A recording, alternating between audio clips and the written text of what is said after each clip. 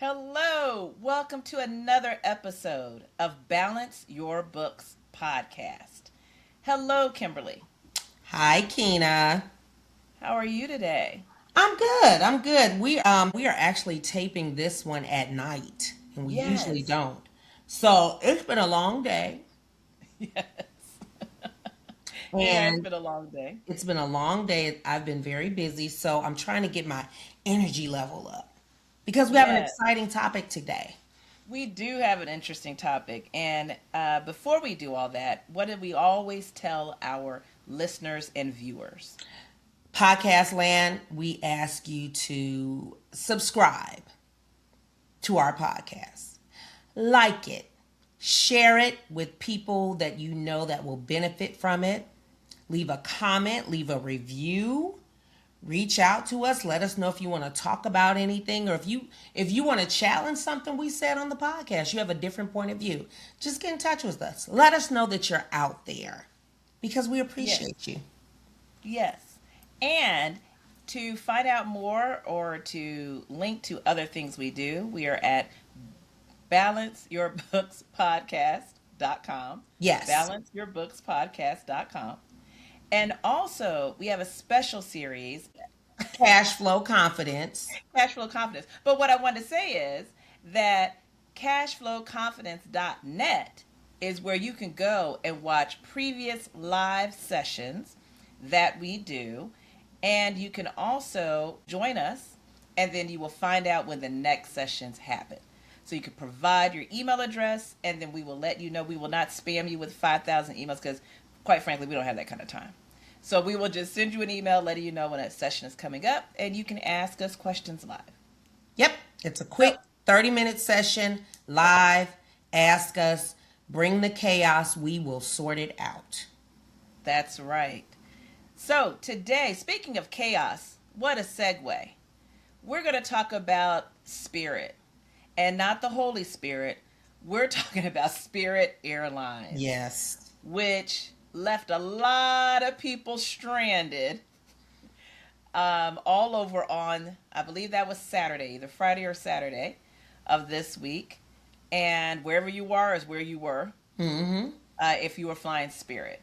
And there was no one at the gates and all of that. And so, what we like to do is say, well, what is this? Not only talking about Spirit and what happened to them, but what does that mean for small businesses? Because we can always learn from the big dogs, the medium dogs, and the small dogs. We can always learn a lesson about what can we do in terms of running our business.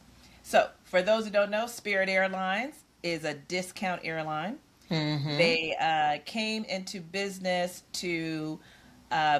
We've had versions of this all throughout years. AirTran used to be a big one Oh, I used to love here in Atlanta, and AirTran. we used to, yeah, AirTran. So when you're younger, in your 20s, you're traveling, you don't have as much money.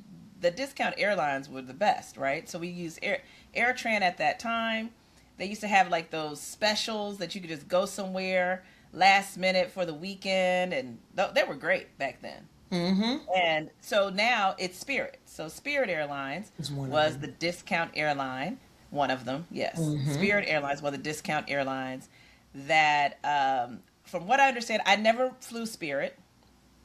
Did you ever I fly didn't either. Spirit?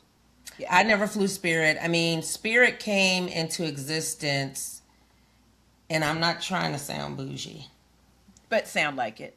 By the time Spirit was flying out of Atlanta, Georgia, I was in a position to where I only flew Delta Airlines.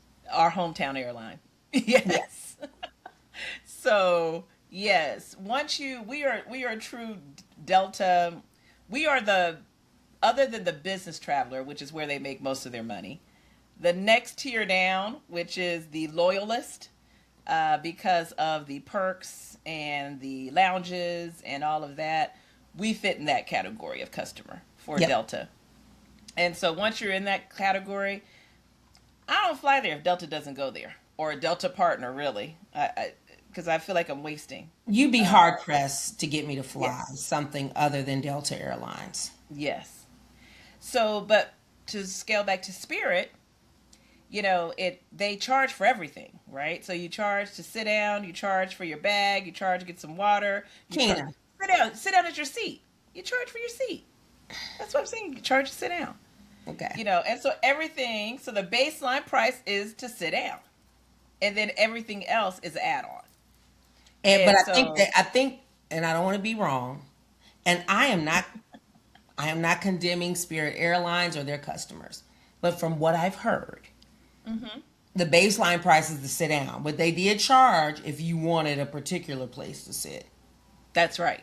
Yes. That's right. Mm-hmm. So middle seat sit down was, I think, the worst, I guess. Mm-hmm. And it probably to the back. That was probably the cheapest seat. But it allowed people to fly who may be on a budget. So Spirit shut their doors. Spirit, this is all based on an article. So it was called "Why Did Spirit Fail? Too Many Passengers Hated Flying It," and it was by Chris Isidore with CNN. So I was reading that and I said, hey, this would be a great topic for our podcast, because when you are running your business, are you doing well because people like it, or is it because it's the cheapest? And so in regards to this particular article that was popped up and went away like Spirit Airlines. But this article, from Chris's perspective, he's like, it already was failing, and it didn't really, while right now we're in a war with Iran, gas prices are extremely high, jet fuel prices are high, and so that was the straw that broke the camel's back. I was going to say the nail in the coffin, but yeah. Or the nail in the coffin. Yeah, in this case, probably. And so they shut down. Mm-hmm. But what's interesting to me is his first line in the article. He said, "Lousy service, not the Iran war, killed Spirit Airlines." And that Spirit was doomed to fail because of mismanagement, deep financial problems, and crucially, its reputation for poor customer service. And so the spike in jet fuel prices during the war just accelerated Spirit's inevitable demise.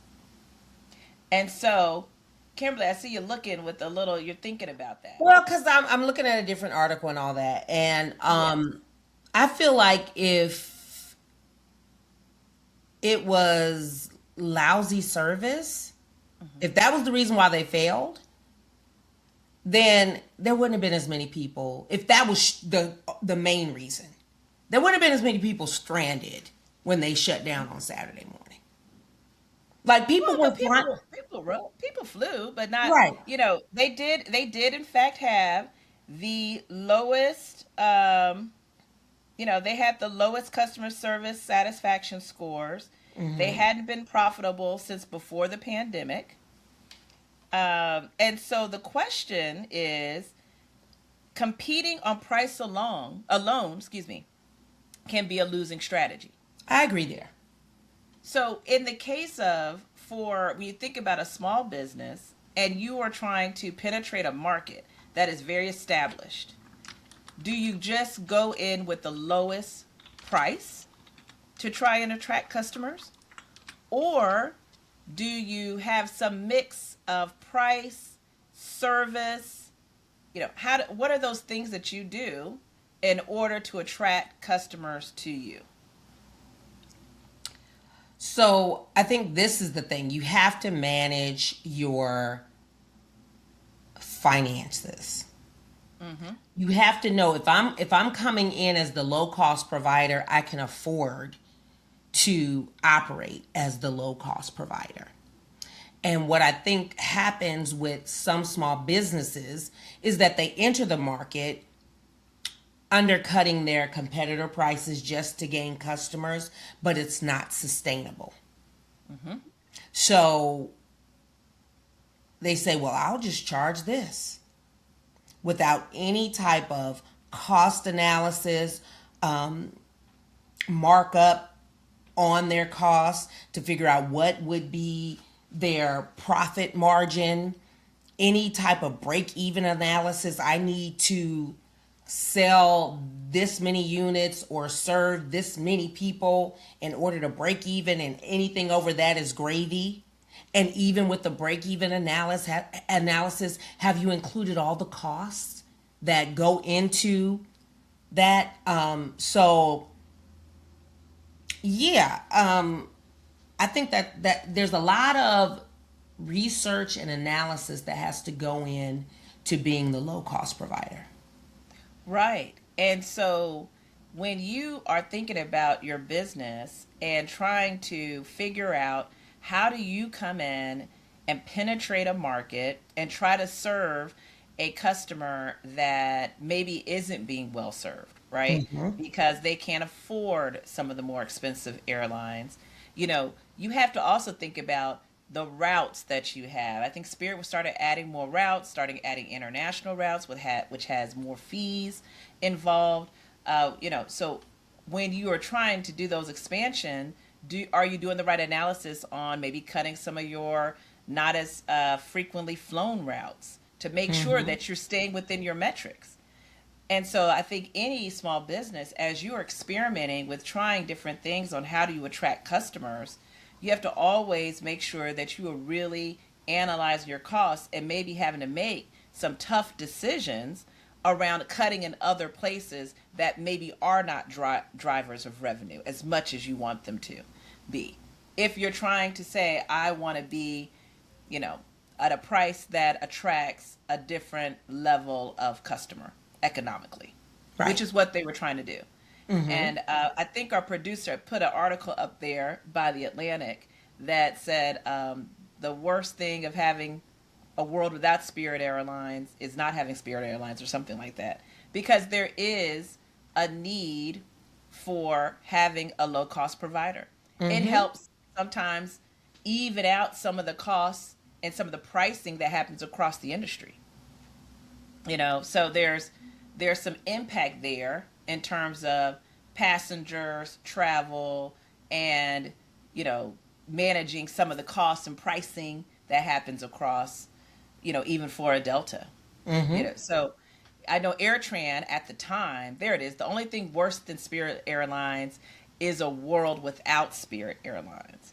And, that article I'm sure is talking about the pricing and what impact that has on the other airlines, and that you don't want monopolies. You don't want Ticketmaster. Amen to that. You Right. don't want monopolies. You want there to be some sort of competition. So I think one thing to note around Spirit and what it does in terms of competition and the Mm-hmm. benefit of having the lower cost airlines, the Frontier, the Spirit, is that it also helps level out pricing for Mm-hmm. some of the other airlines, even though they're always going to be a little bit more because they offer a higher, you know, Level of service. value service. Mm-hmm. Um, and also the ability for people at different socioeconomic levels to participate in flying and air travel. I agree. I agree. And you know, there have been, jokes about Spirit Airlines going down and things. Spirit Airlines was the joke, the butt of the airline industry jokes for years, but they Hmm. still existed. Yes. Them shutting down resulted in, of course, you had your passengers that were stranded. Hmm. You had, you have plenty of employees that just, with no warning, lost their jobs.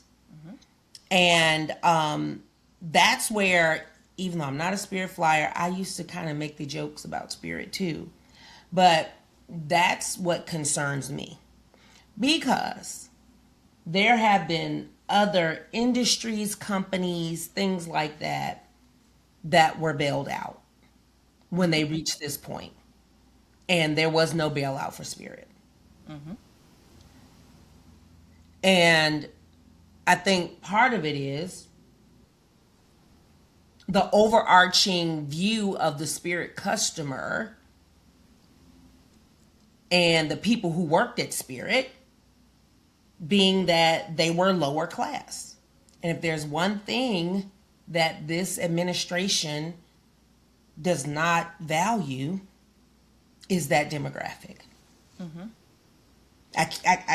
I just don't believe there was no money to help when we have a war going on, an unnecessary war. We're spending a lot of money on other things. Yeah, we're spending a lot of money on it. You just don't want me to get too political. Yes, well, there could be a shift in the money. There always could be a shift in the money. And but and part of it though is capitalism. And at some point, in capitalism, all businesses don't make it. Right. And no one bails us out when whatever business we try to do fails. I totally agree.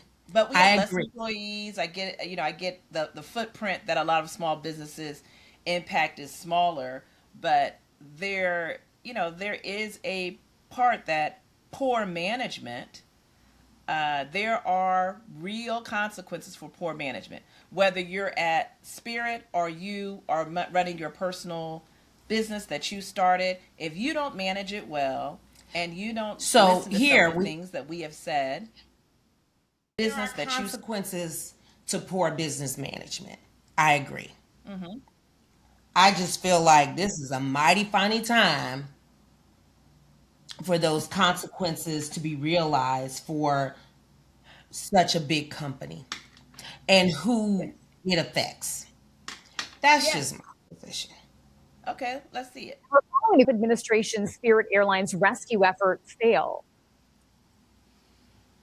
The rescue effort, the talks over the rescue effort ran into problems because the bondholders that had sort of agreed to help Spirit come out of bankruptcy and the Trump administration kind of couldn't get on the same page about sort of the terms of the aid. Some of the bondholders felt that, giving the Trump administration the ability to take the government the ability to take a huge stake in the airline would leave them a lot worse off economically, and they might be better off recovering in a liquidation. Mm-hmm. There's also just disagreement within the Trump administration about whether and how Spirit could be given this bailout. And ultimately, there just wasn't time. Spirit was running out of cash as dealing with high fuel prices, and it sort of just got to be the end of the line. So this goes back to, we've talked about this before with funding, and when you have debt, you can't wait till the last minute. That's like your cousin that calls and like, hey, cuz, I need you to loan me $10,000 or I'm going to get kicked out of my house. Well, cuz, you knew you were going to get kicked out of the house when I could have given you $2,000. 3 months ago. Right, 3 months ago. So I definitely agree there.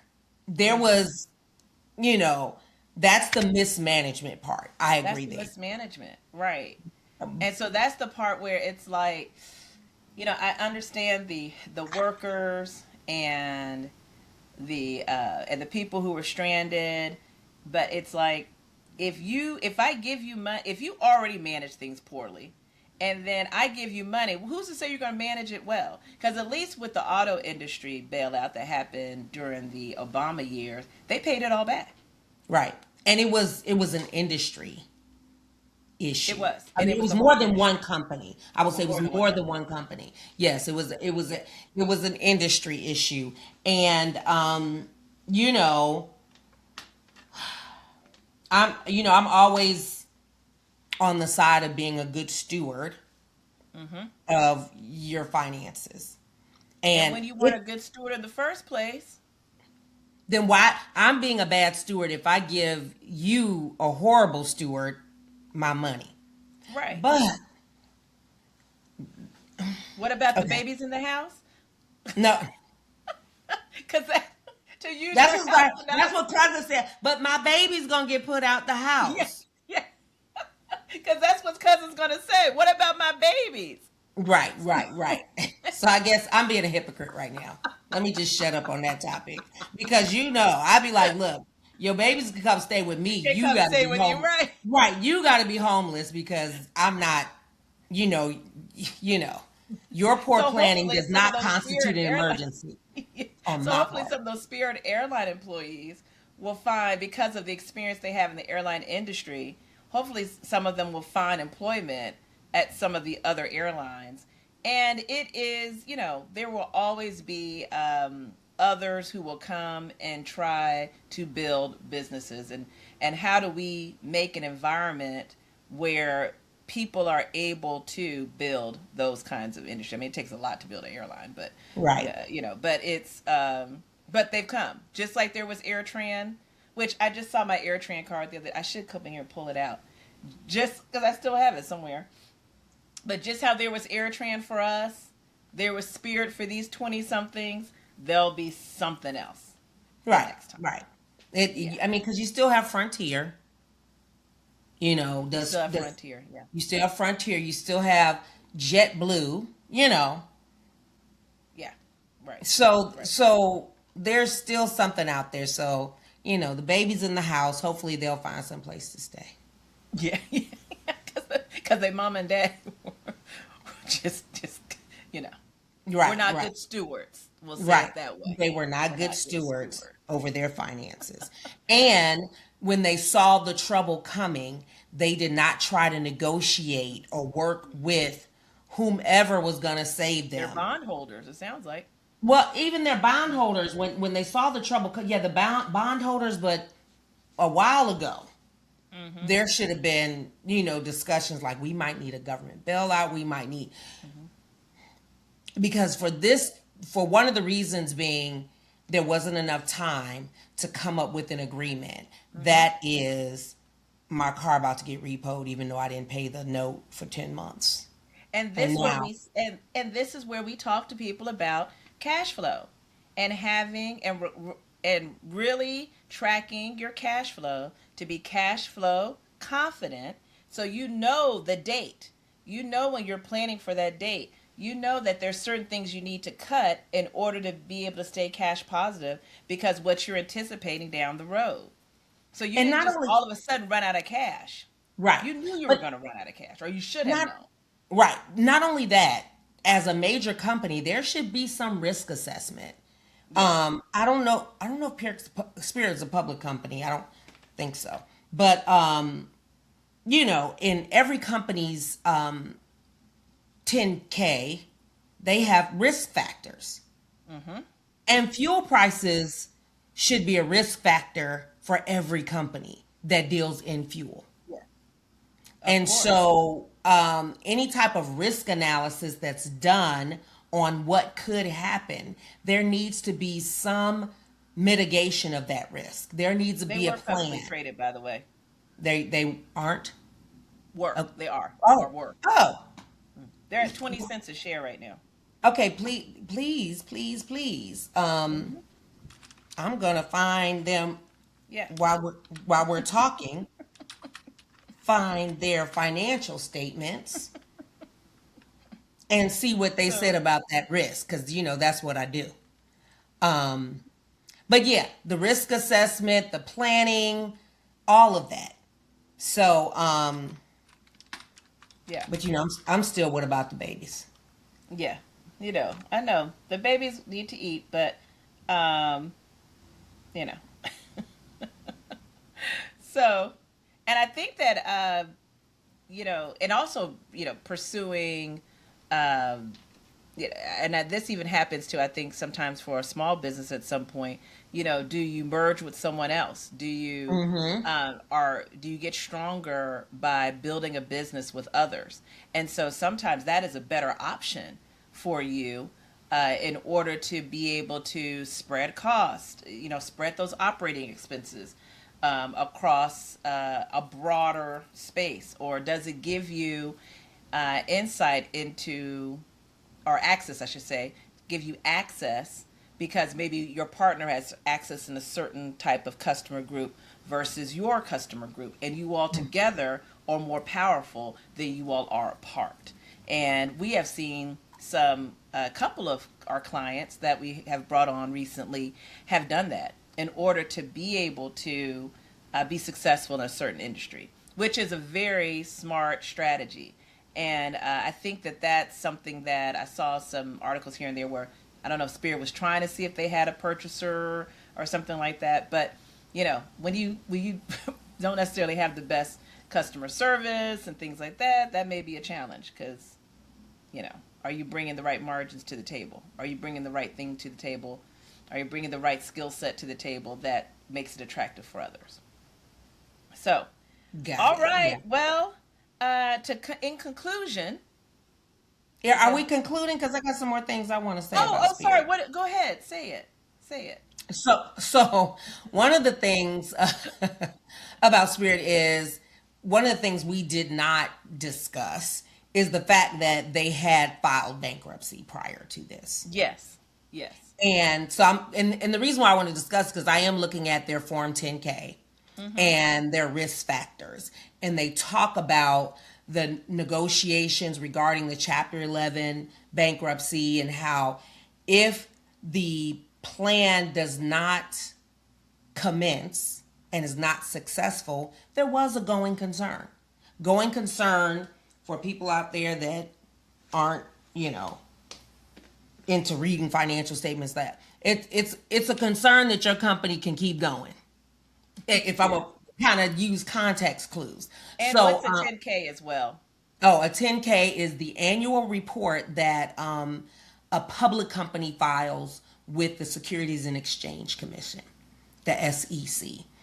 So they quarterly, you file a 10Q, annually you file a 10K, and there are certain requirements. One of them is their risk factors section that I'm looking at, the risk factors right now. So it is full of red flags. And and a note while you're on that, Kimberly, is this is not so much small business, but for those of you out there who just like to learn and are listening to us, and you work for a publicly traded company, you should look at the risk factors of your company that they are publishing. Right. You should not be blindsided by them saying that they are going to do reorgs and or going to shut down. If you were working at Spirit and paying attention to the financials, you probably already should have had your resume. Like let me go ahead and see, make sure either I'm saving some more of my money. Am I going out there and applying for other things? So, because they issued that. What was the date that they issued their report? They issued February. Yeah, let me see. Let me look at so the initial Form 10K was issued March 16th. So okay, March 16th. It was March 16th for the year ended 12/31/2025.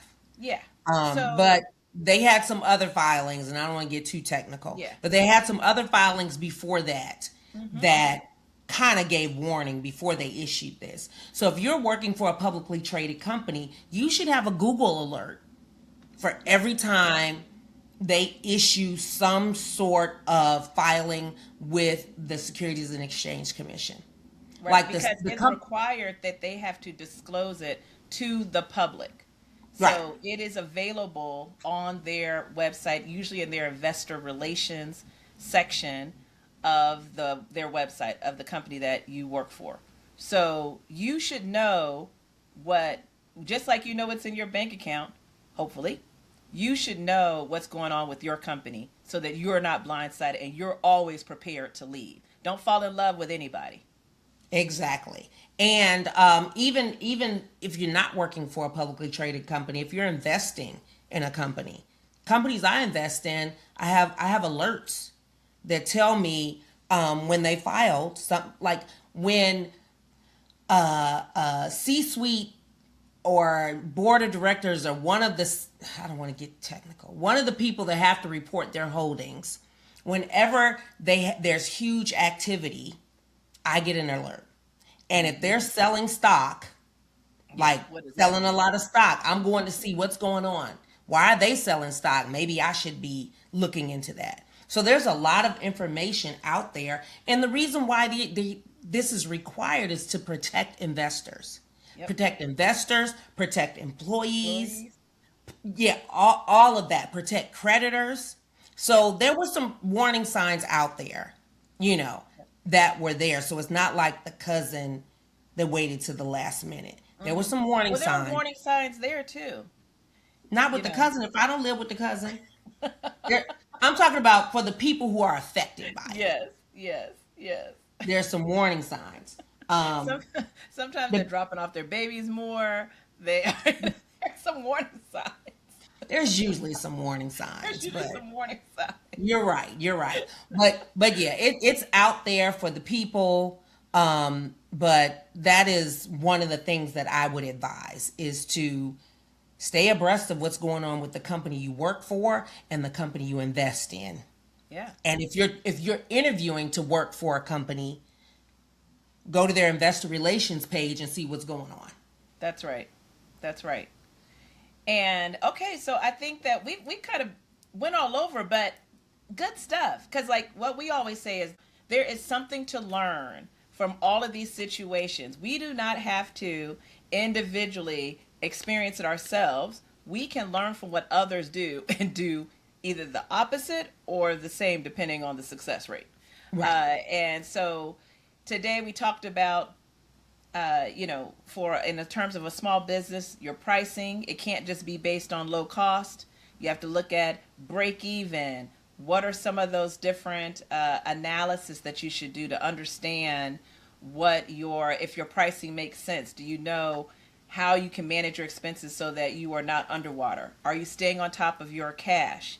Do you know when you're going to run out of cash? What is your plan and strategy against keeping that from happening? Because do you know your capacity? I'm sorry, we didn't talk about that. But do you know your capacity? Because if you're a low-cost provider, then capacity is what's the maximum that you can serve or sell. And you have to know your capacity because if you're a low-cost provider, you run the risk of having too many customers. Yep. And then you can't serve all your customers. Then you get the reputation of being unreliable. And so that leads to it, like recognizing that customer service is huge because people will pay for more. And so just because you're low cost doesn't mean that you can't be low cost with a certain level of quality of customer service. The last thing is we went into the little bit of the corporate side of it to say you as an employee or investor or creditor need to be paying attention to what's going on with the businesses that you either work for, invest in, or loan money to, but they know what they do their thing. But, right. And so, really making sure that you stay on top of that you're not surprised when you walk in and everything's in a box. You should have had some inclination that was coming if they were publicly traded and you paid attention. Yes. So, all right. Well, it is time for shooting the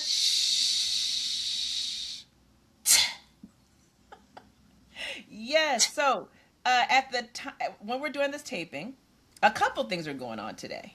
Mm-hmm. One is it is May 4th, so may the 4th be with you. May the 4th be with you. And that's why I have my Millennium Falcon earrings. Oh, I was wondering what was going on. Okay. Yes, because I am a Star Wars nerd.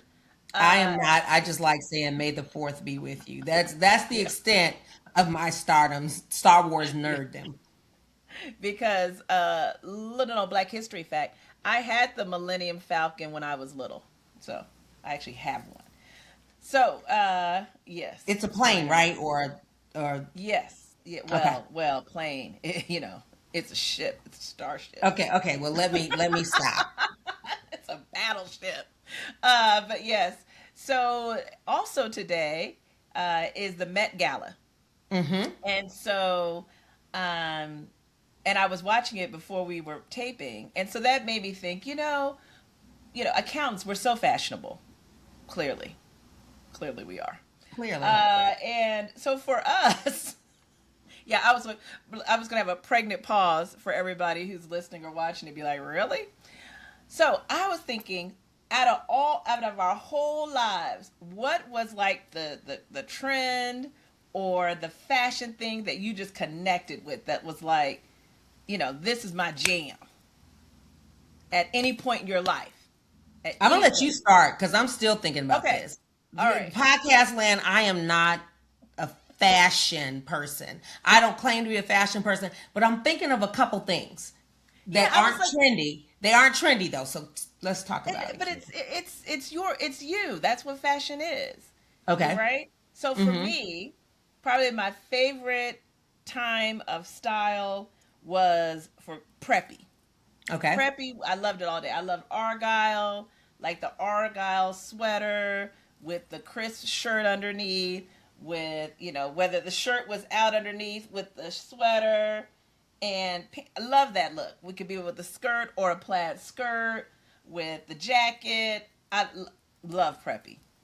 That was my thing. That would probably be my favorite look. And you still kind of rock it today in your own. Every now and then. I don't have any of my Argyle anymore, but if I saw something, I might be interested. Because I do. I like it. I like it. Okay. So I've never been trendy. I've been more so comfort. But I will say now that I've settled into myself, the first fashion statement that I adopted for me was my eyeglasses. Yes. I probably own, and if you're watching this right now, you wouldn't know, because I'm nearsighted, so I don't wear glasses when I'm looking at the computer. But I probably own 20 pair of eyeglasses, different styles to go with different moods or looks or colors, outfits. I wouldn't say outfits, color schemes. It's an outfit. Well, okay. Yeah. Different color schemes. I have my red glasses for whether it's Atlanta Sports or Delta Sigma Theta. I have a pair of blue and white with hints of gold glasses for North Carolina A&T, but also a pair of gold glasses. And if you're watching, I'm not a makeup person, but glasses and lipstick. Yes, so I probably have every color that the lip bar has out there. And so glasses and lipstick would be my fashion statement. But glasses is because when I was younger, I could not wear fashion jewelry. I could not wear fashion jewelry. I think I grew out of that allergy, but all I could wear was gold. And it would be white gold or yellow gold, and I wasn't spending a whole lot of money on gold, but these glasses, I could have different glasses, and that was my fashion jewelry. So I guess that would be my fashion statement. Oh, one more thing. And then the bling sneakers, because I was just about to say that. I was just about to say, what about bling sneakers? You have your fashion. I have never in my life been able to walk in heels. I have been Annalise Keating since the first time. The first time I put on a pair of heels when I was probably 12 years old. Never been able to walk in heels. So now if I am at a formal event, I will have on bling sneakers under my gown. So. Exactly. There you go. So everybody rocks their fashion. Yes. What works for them. And I love it. Yes. So go out there, work your fashion, work your business. Think about some of the things that we can learn from Spirit Airlines so you don't lose your spirit. Amen.